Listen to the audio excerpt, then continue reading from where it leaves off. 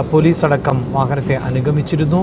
Karwar MLA ഈ ദൗത്യത്തിന് മുന്നിൽ നിന്നുകൊണ്ട് നയിച്ച കാർവാർ MLA അനുഗമിക്കുന്നുണ്ട്. അദ്ദേഹവും അർജുൻ്റെ കുടുംബത്തെ കാണാനായി കേരളത്തിലേക്ക് എത്തുന്നുണ്ട്.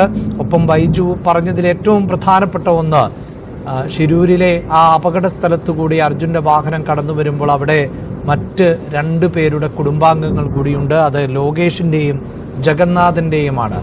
അവർക്കിപ്പോഴും ജഗന്നാഥിനും ലോകേഷിനും എന്ത് സംഭവിച്ചു എന്നറിയില്ല. അർജുൻ്റേതുപോലെ എന്തെങ്കിലും ഒരു ശേഷിപ്പ് ലഭിച്ചിരുന്നു എങ്കിൽ എന്നാണ് അവരും ആഗ്രഹിക്കുന്നത്. ദിവസങ്ങളായി അവരും കാത്തിരിക്കുന്നു. അതിനിടയിലായിരുന്നു അർജുൻ്റെ ലോറി കണ്ടെത്തിയത്. ആ ലോറിയിൽ അർജുൻ്റെ മൃതദേഹ ഭാഗങ്ങളും കണ്ടെത്തി. അർജുൻ്റേത് എന്ന് തന്നെ നമ്മൾ ഉറപ്പിക്കുകയും ചെയ്തു. പക്ഷേ ശാസ്ത്രീയ പരിശോധനാ ഫലം കൂടി വന്നതിന് ശേഷം അർജുനെയും വഹിച്ചുകൊണ്ടുള്ള യാത്ര തുടരുകയാണ്. KV ബൈജു ആണ് വാഹനത്തിലുള്ളത്, നമ്മുടെ റിപ്പോർട്ടിംഗ് സംഘത്തിൽ ഉള്ളത്.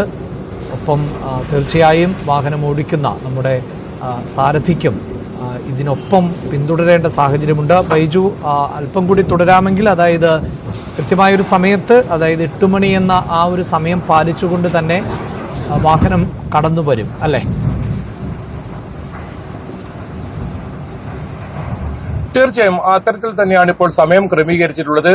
ആ ജില്ലാ അതിർത്തിയിൽ അഴിയൂരിൽ 5 മണിക്ക് മന്ത്രി AK ശശീന്ദ്രൻ ആ മൃതദേഹം ഏറ്റുവാങ്ങും. അതിനുശേഷം അവിടെ നിന്നും ഇത്തരത്തിൽ വിലാപയാത്രയായി ഒരുപാട് ലോറി അസോസിയേഷന്റെ അവരുടെ ഒക്കെ വാഹനങ്ങളൊക്കെ ഉണ്ടാകും. അത്തരത്തിൽ അവരുടെ വാഹനങ്ങളോടുകൂടിയാണ് യാത്ര അവിടെ നിന്നും പുറപ്പെടുക. എന്തായാലും നമുക്ക് പെട്രോൾ പമ്പിലേക്ക് ആംബുലൻസ് കയറ്റുന്ന ദൃശ്യമാണ് കാണുന്നത്. ഞാനിപ്പോൾ സൂചിപ്പിച്ചതുപോലെ തന്നെ വലിയ ശക്തമായ മഴ ഈ പ്രദേശത്തുണ്ട് എന്നതാണ്. നമ്മൾ കാർവാറിൽ നിന്നും പുറപ്പെടുമ്പോൾ തുടങ്ങിയ ഒരു മഴയാണത്. ഇത് ഓരോ ഈ സ്ഥലം പിന്നോടുമ്പോഴും ആ മഴ അതേ രീതിയിൽ തുടരുന്നു എന്നാണ്. നേരത്തെ അഭിലാഷ് സൂചിപ്പിച്ചതുപോലെ തന്നെ ഒരു വലിയ മഴ സമയത്താണ് ഇത്തരത്തിലൊരു ദുരന്തമുണ്ടായത്. അർജുനെ ആ മണ്ണും കല്ലും ഒക്കെ കൊണ്ടുപോയി ആ ഗംഗാവലി പുഴയിൽ വലിച്ചെറിഞ്ഞത്.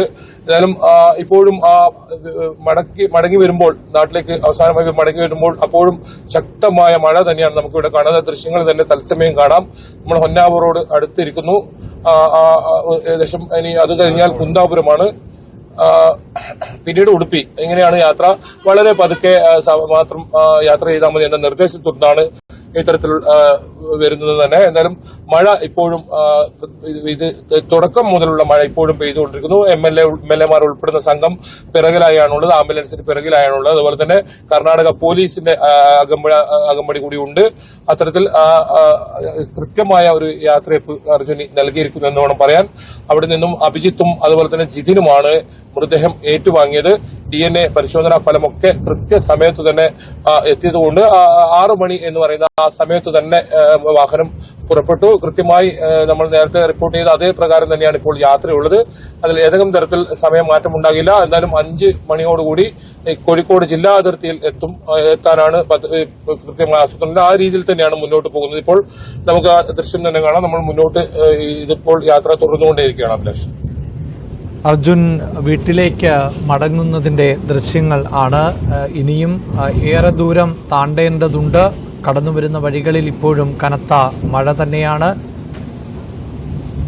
KV ബൈജു ആണ് വാഹനത്തെ അനുഗമിച്ചുകൊണ്ട് ഇത്രയും വിശദാംശങ്ങൾ നൽകിയത്. ഒപ്പം ബൈജു നൽകുന്നത് പ്രകാരം അർജുൻ്റെ മൃതദേഹം രാവിലെ 8 മണിക്ക് കോഴിക്കോട്ടേക്ക് എത്തും. പിന്നീട് വിലാപയാത്രയായാണ് വീട്ടിലേക്ക് എത്തിക്കുക. പൊതുദർശനത്തിന് ശേഷം 1 മണിയോടുകൂടിയാണ് സംസ്കാര ചടങ്ങ് നടക്കുക.